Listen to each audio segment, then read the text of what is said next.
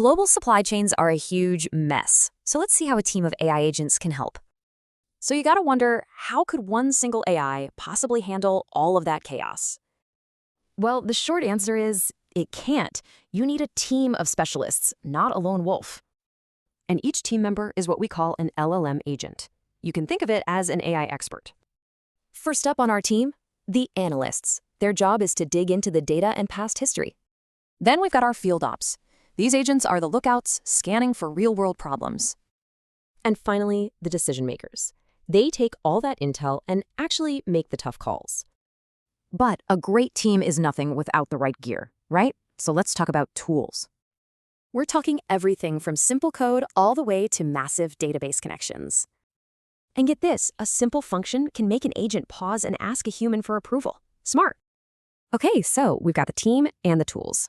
Now they need a playbook to work together. First play in the book? Speed.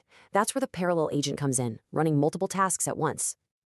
So while one agent is searching the news, another is analyzing our own internal root data.